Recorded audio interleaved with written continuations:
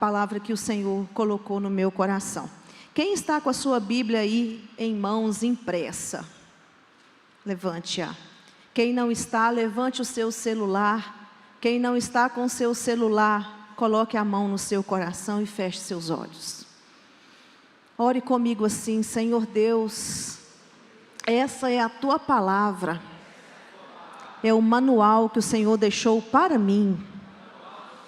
Eu quero te agradecer, Senhor, porque ela é lâmpada para os meus pés. Ela ilumina o meu caminho. Ela me repreende. Ela me ensina. Ela me exorta. Ela me orienta. Obrigada, Senhor, por esse instrumento que dentro do meu país eu posso usá-la com liberdade. Alimenta-me, Senhor, no dia de hoje, desse pão fresquinho que o Senhor ministrará no meu coração. Amém. Glória a Deus. 2 Timóteo 3, capítulo 3, verso 16. Nós usaremos muito a palavra com o tema hoje. Estamos em ano de quê? Oh, meu Deus! Que isso? Por que o Senhor fez isso conosco? Sem nós merecermos nada que vem dEle? Eu fiquei pensativa disso. Porque no finalzinho do ano, nós já começamos a experimentar várias maravilhas. Só que vamos entender que maravilhas não é o Senhor satisfazer os nossos caprichos. Né? Maravilhas não é nós fazermos uma lista ao Senhor e Ele começar a satisfazer tudo aquilo que nós queremos. Uma maravilha de Deus pode ser uma prova muito grande. Pode ser um ensino, um tratamento que nós estamos precisando passar há muito tempo e ainda o Senhor não permitiu isso na nossa vida. E vamos sair no finalzinho de 2024 entendendo realmente aquilo que o Senhor queria nos mostrar, mas talvez através de uma prova. E depois no final vamos olhar para trás e falar assim: nossa, esse deserto que o Espírito Santo me levou, me fez ver várias coisas. Não foi assim que Moisés e o povo de Israel viu as maravilhas? Onde que o povo viu? Eles não estavam comendo caviar lá. Não é verdade? Quando se fala assim, ano de maravilha, uau! No! Vai ser top de linha. Vai, claro que vai. Mas às vezes a gente tende, está limpinho, tá? Obrigada. Mas às vezes a gente tem a tendência a confundir também as coisas. Mas vamos seguir. 2 Timóteo, capítulo 3, verso 16, diz assim. A minha aqui está na King James, eu acredito. Porque depois eu peguei em outras versões também. Toda a escritura é inspirada por Deus e proveitosa para ministrar a verdade, para repreender o mal, para corrigir os erros e para ensinar a maneira certa de viver, a fim de que todo homem de Deus tenha capacidade e pleno preparo para realizar todas as boas ações. Esta igreja não medirá esforços para preparar o seu povo, mas não será somente um preparo, será um pleno preparo. Em breve, nosso pastor ativará, pastor Jairo e eu, para ministrar para os casais de novo. Estamos aguardando isso. Meu coração está aguardando por mais uma turma muito feliz. Amém? Amém, meus ajudadores, meus facilitadores, amém? Glória a Deus. Aos que trabalham, pleno preparo para realizar todas as boas ações. Irmãos, vamos estar falando sobre a Bíblia muitas vezes, porque aqui há o manual que o Senhor deixou para nós. Que bênção, que bondade que Ele deixou. A Bíblia é o livro mais lido no mundo. Ele ocupa esse ranking há mais de 50 anos. O livro mais lido no mundo.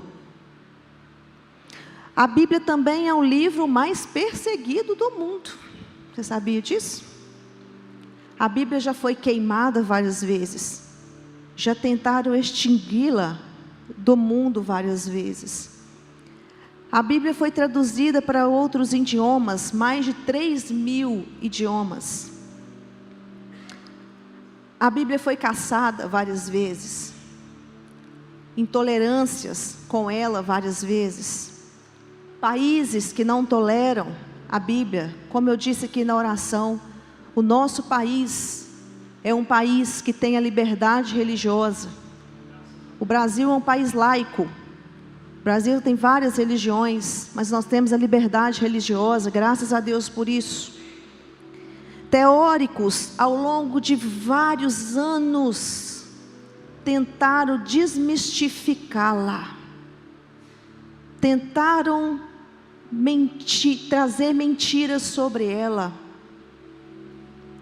Teóricos, estudiosos, gastaram a sua vida tentando provar que o que está aqui não é verdade.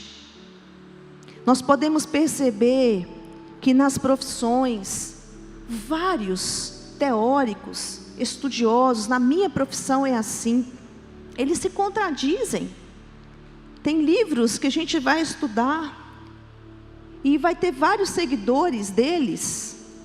Depois aquele seguidor vai olhar aquilo e falar assim: não, eu não concordo com essa tese. E ele vai para outra escola e abre a sua própria tese. E com aquelas bases empíricas do estudo particular dele, se cria outras bases teóricas ali. Em vários segmentos são assim. E aí nasce a ciência. A Bíblia que é a única que não se contradiz. A Bíblia foi escrita de Moisés a João. Isso no período de mais de 1.100 anos para ser escrita.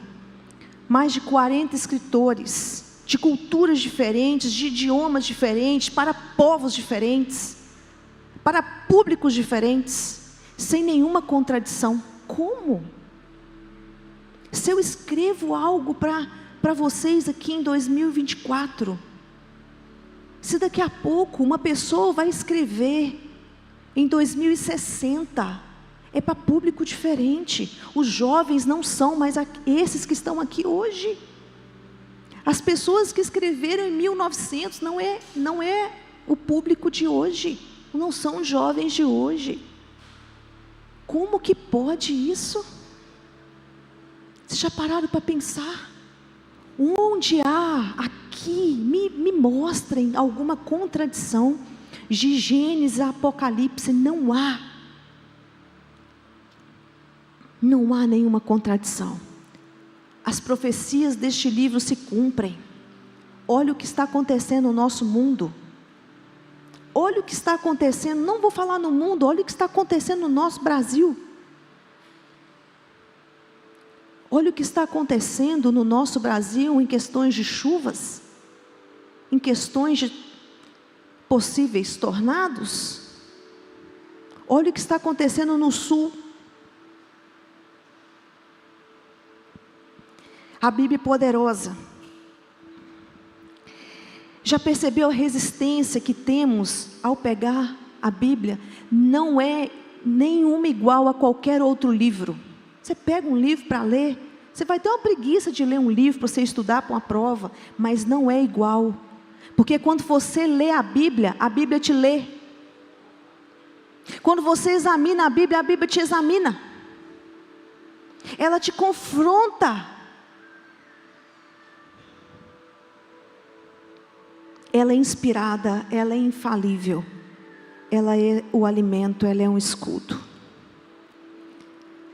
Salmo 119, 105 diz assim: tua palavra é lâmpada que ilumina os meus passos e luz que clareie o meu caminho. Este livro tem uma frase que eu carrego comigo, de um avivalista do século XIX, que diz o seguinte: grave essa frase com você, assim como eu gravei para mim. Este livro afastará você do pecado, ou o pecado afastará você deste livro. Dwight Moody: este livro afastará você do pecado, ou o pecado afastará você deste livro. Eu achei engraçado que um dia desse uma faxineira estava lá limpando a minha casa, acabei minha construção, glória a Deus, pastora Michele. Aqueles que acabaram a construção, digam glória a Deus. Pra você ter ideia, eu precisei de 2 faxineiras lá. Aí eu estava passando pela sala assim, e eu vi a Bíblia aberta no Salmo, e tinha até um negócio para as folhas, não. Falei assim, essa Bíblia está aberta.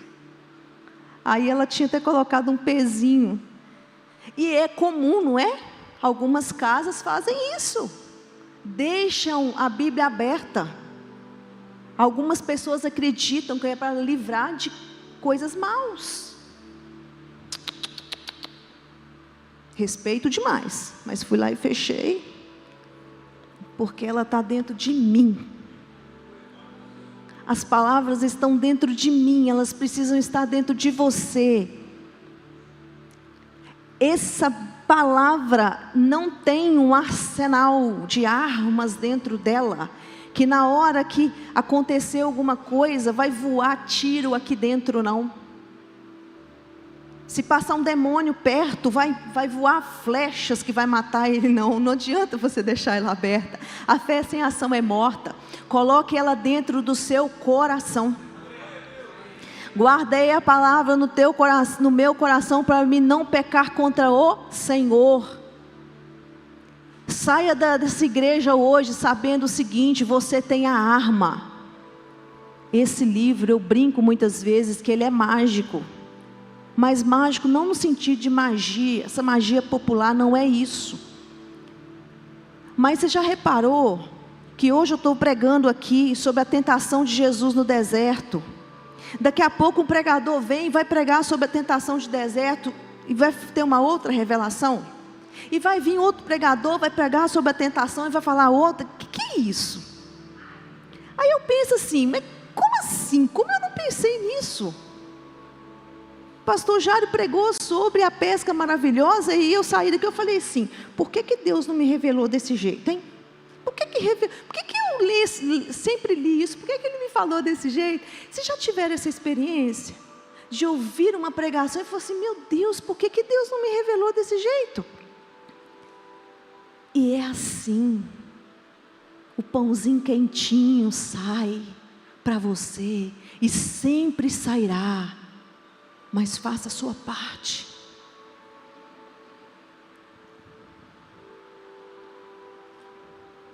Glória a Deus.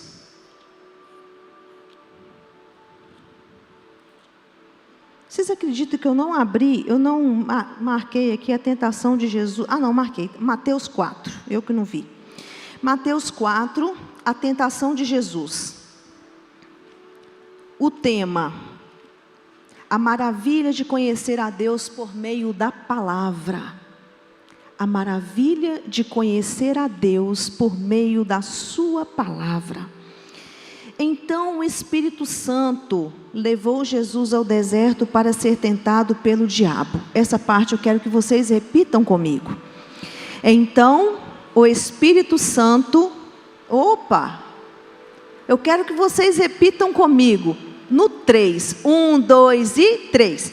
Então, o Espírito Santo levou Jesus ao deserto para ser tentado pelo diabo. Quem levou Jesus ao deserto? Quem te leva ao deserto?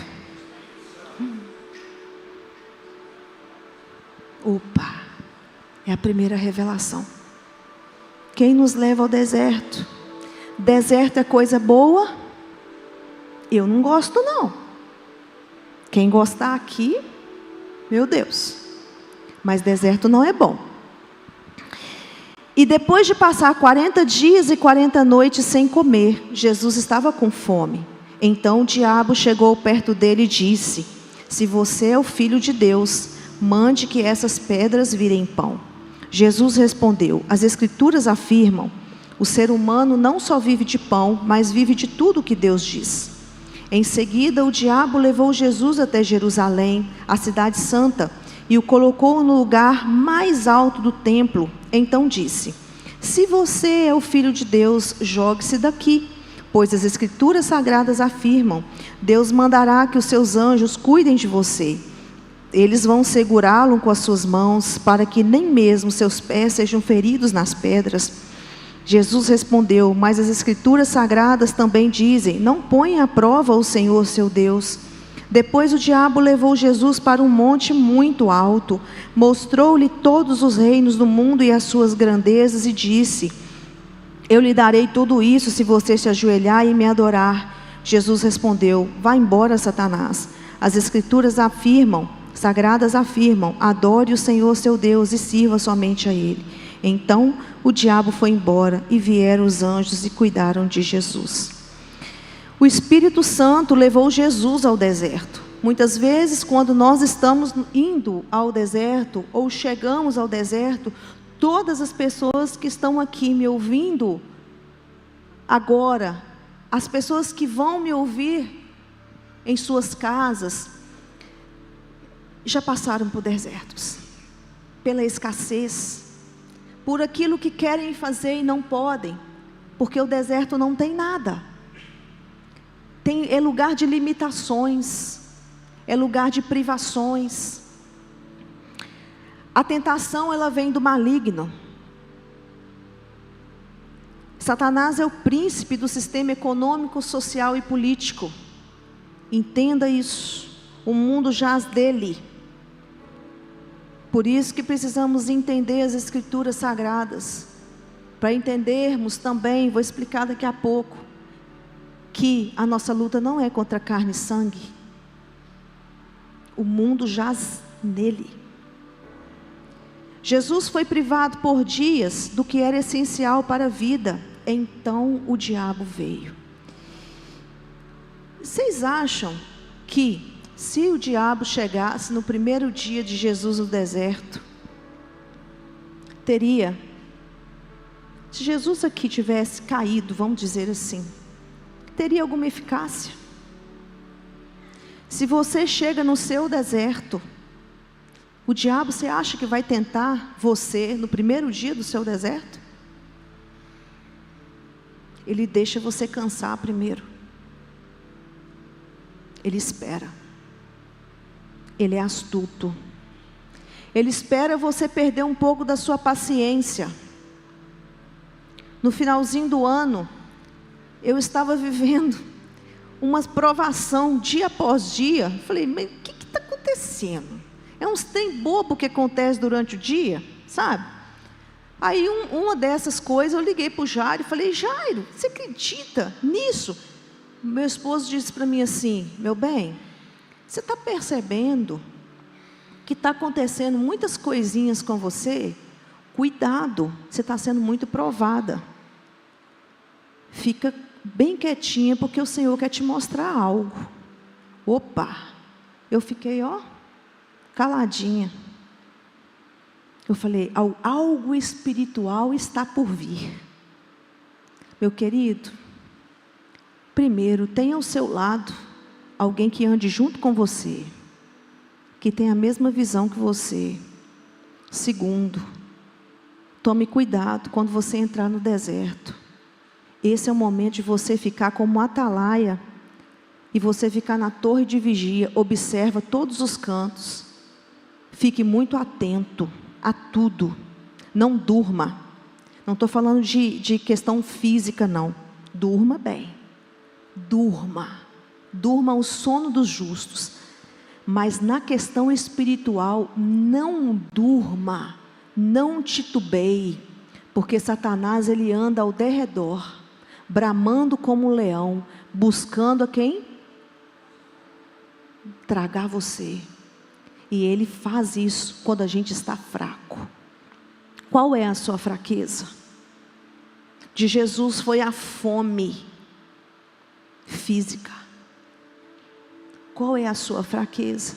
Quando você está no deserto, você está hoje, seja qualquer um, qual é a sua privação hoje? As pessoas têm te feito raiva. Você está magoado com alguém? Você está com alguma privação? Você está em alguma situação difícil? Cuidado, os dias vão se passar, você vai se cansar.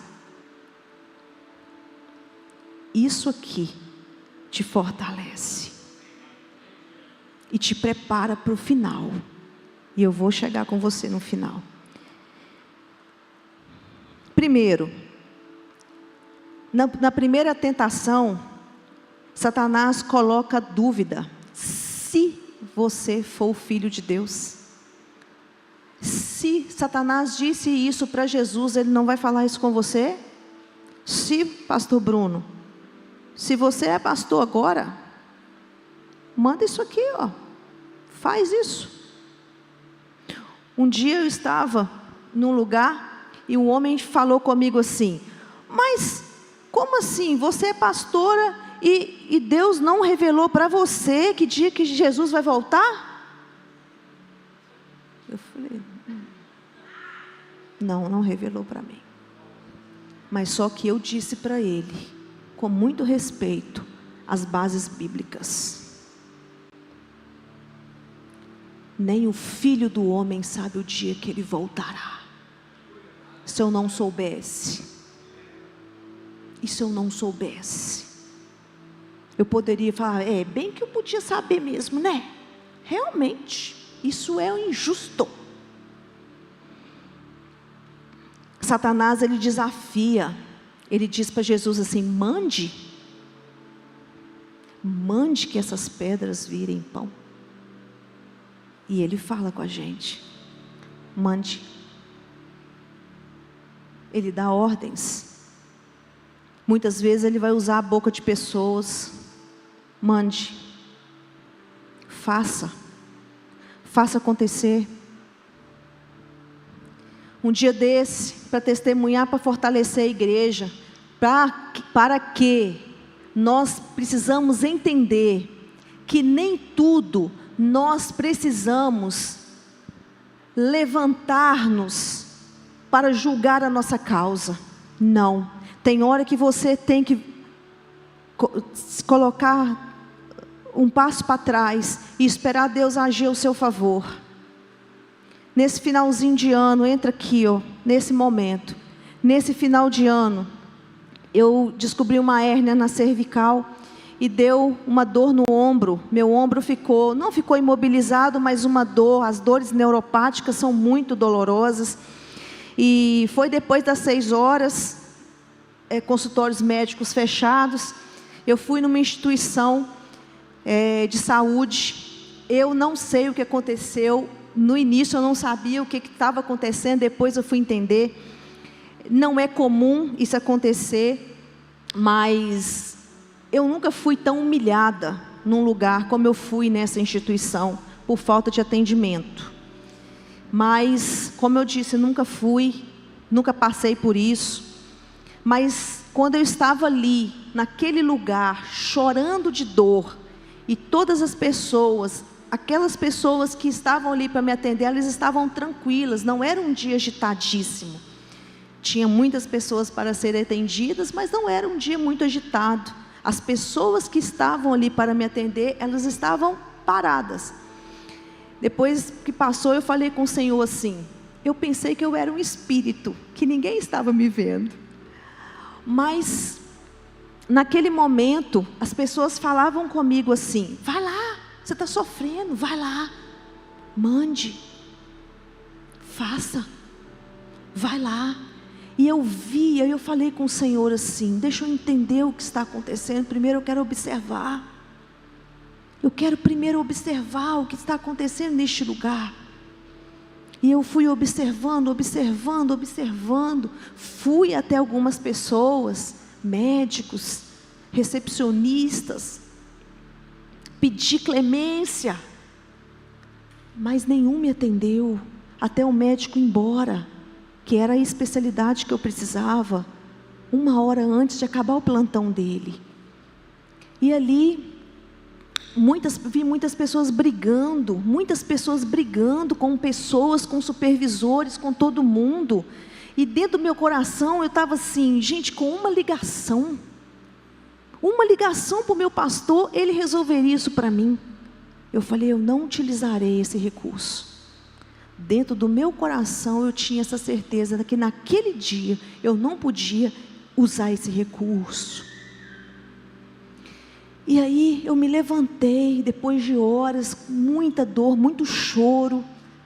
Eu me levantei depois de ver aquele médico passando por mim, chorando demais e indo embora. Então, 1 minuto depois eu fui embora atrás dele. Eu entrei dentro do carro, no estacionamento, e eu chorei por 20 minutos. E naquele momento eu falei com o Senhor, por favor, batia no volante assim, eu falei, por favor, não deixe eu pecar contra Ti. Não deixa, não importa a dor, mas não deixa eu pecar contra Ti. Me lembre de tudo que eu já li na Tua palavra. Me lembra, Senhor, me lembra da Bíblia, me lembra. Irmãos, eu nunca fui atendida por um médico como eu fui atendida dentro daquele carro. Eu fui tão abençoada naquele lugar, que eu comecei a dizer, Senhor, abençoa esse lugar, porque hoje não foi o meu dia, mas eu vi uma criança convulsionada aqui agora, que ela está sendo atendida. Quantas pessoas estão sendo atendidas aqui agora, que vão sair totalmente sãs? Eu quero abençoar esse médico trabalhou demais. Quantas pessoas esse médico atendeu? Eu quero abençoar aquela mulher que me olhou. Eu quero abençoar porque eu sei que isso é obra sua. Você cegou essas pessoas, não é culpa delas. Tem mão sua, Espírito Santo. E aí eu comecei a abençoar aquele lugar, e o meu coração ficou quentinho por aquele lugar. 20 minutos de choro. E o Senhor foi me revestindo dentro daquele carro. Foi me revestindo, Ele foi me revestindo, Ele foi me revestindo. E eu abençoando aquele lugar. Quando eu saí, ainda com muita dor, eu dirigindo só com uma mão, eu fui para casa. E na hora de eu dormir, eu falei, me dá a chance de eu poder dormir. Eu tive um sonho. Eu falei, fala comigo, o Senhor fala muito comigo em sonhos. Eu falei, fala comigo, Senhor. E o Senhor me mostrou que eu estava andando numa rua bem pequenininha, e na hora que eu estava passando com o meu carro, tinha uma cratera na rua assim. E na hora que eu vi a cratera, eu coloquei a ré e estava indo, dando ré. E o Senhor falou, não põe não. Jesus estava do lado, sentado ao meu lado. Ele falou assim, não coloca não. Eu falei assim, mas como não coloca? Eu não posso passar nesse buraco, eu vou cair. Ele falou assim, não vai não, olha para frente. E na hora que eu olhei para frente, vários tijolinhos estavam sendo construídos na lateral direita daquela cratera. Muito rápidos, construídos muito rápido. E ele disse o seguinte, ele falou assim, agora você pode andar. Eu falei assim, uai. Aí eu coloquei e fui. Eu falei, o que o Senhor quer que eu aprenda com isso? Você precisa aprender a ir, porque eu não quero que você dê ré. Eu quero que você aprenda a confiar um pouco mais em mim. É isso que eu quero te mostrar nesse ano. Ele cegou o olho daquele médico. Minha luta não é contra médico. Aquela instituição é bênção. A sua luta não são contra as pessoas, não é contra a sua família. Vamos aprender as escrituras sagradas. A sua luta não é contra a sua cunhada, não é contra a sua mãe, contra o seu pai. A sua luta não é contra as pessoas. Este livro precisa ser mais lido, precisa ser estudado, ele precisa ser compreendido. Ano passado, a Bienal dos Livros, no Rio de Janeiro, que aconteceu em setembro do ano passado, teve mais de 5,5 milhões de livros vendidos. Jovens, então, nem se falam, eles compram livros assim, ó, e leem. Tem problema, pastora? Não, não tem, mas quando é proposto para ler isso aqui, é muito grosso, pastor, é demais. Mas só que as coletâneas, livros de colecionadores, não são muito para eles. Colecionadores de Harry Potter, livros sobre demônios e mais demônios, depois não sabe por que estão perturbados.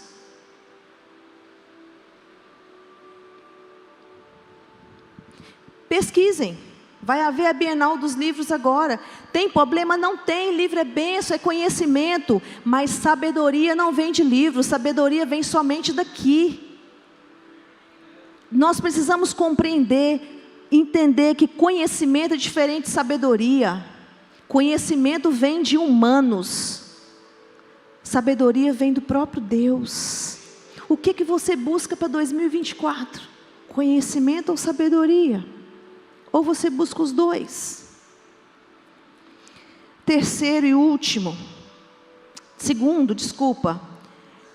A segunda tentação, diabo levou Jesus até Jerusalém, a cidade santa, e ali ele tentou distorcer a palavra, porque a distorção, ela vem mostrando para ele, jogue-se daqui. Como assim? Como que eu posso dizer para Jesus, para Deus, olha, então agora eu vou ser o Batman, eu posso me jogar daqui? É isso, Deus. Imagina Jesus dizendo, tudo bem, diabo, eu vou me jogar, porque Ele vai me proteger. Não, não tentarás o Senhor teu Deus. Quantas vezes nós estamos fazendo isso? Pornografias, sites errados, adultérios, mentiras, tentando ali o Senhor, ainda pensando que nós teremos uma chance. Quantas vezes nós aqui ouvimos pessoas dizendo assim, olha, eu vou sair lá fora e eu vou curtir a vida. Eu vou curtir a vida, eu sou novo ainda, para esse tempo de igreja, eu sou novo, depois eu volto. Depois quando? Aí, quando nós entendemos sobre a palavra, a parábola das 10 virgens entra, e nós vamos perceber que para muitos não houve mais tempo, o portão fechou.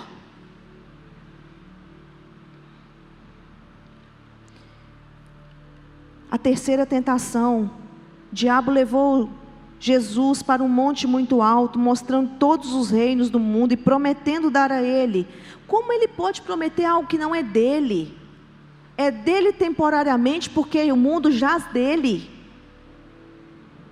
Só que em Salmos 24:1 e João 12:31 diz assim, chegou a hora de este mundo ser julgado, e aquele que manda nele será expulso. Eu cheguei a pensar, se Jesus, ele aceitasse, eu cheguei a imaginar se Jesus aceitasse, como muitas vezes, nós estamos aceitando coisas dele. Já parou para pensar? Eu te dou isso, se você se render a mim. Eu te dou isso se você mentir. Eu te dou isso se você deixar de ir à igreja. Eu te dou isso se você sair. Eu te dou isso. Porque se o mundo jaz nele, ele promete mundos e fundos. Mas chegará o tempo que ele será julgado. E tudo dele será tomado. E para finalizar, ao Senhor Deus, Salmo 24:1. Pertence o mundo e tudo que nele existe, a terra e todos os seres vivos que nela vivem são dele. Satanás é o príncipe do sistema econômico, social e político. Jesus venceu a tentação e ao tentador. A palavra de Deus, ela nos foi orientada a ler, a escutá-la, a aprender sobre ela, a praticar ela e a ensiná-la. São 5. Ler, escutar, aprender, praticar e ensinar. Não fique só para você. Leve adiante. Amém? Eu espero que o Senhor toque no seu coração, porque a minha decisão e a da minha casa será avançar incansavelmente no conhecimento da palavra do Senhor. Eu já fiz a leitura capa a capa 4 vezes, mas não é isso que conta. Poderia fazer isso todo ano, não é isso que conta. O que conta é aquilo que está entrando, aquilo que está permanecendo e aquilo que eu estou praticando. Porque palavras por palavras soam ao vento, mas o que você vai viver é o que mais conta. Mesmo que você leia apenas um versículo por dia, é o que vai contar, o que você vai praticar. E eu oro a Deus para que você possa fazer isso na sua vida. A decisão é sua. Que Deus te abençoe. Amém?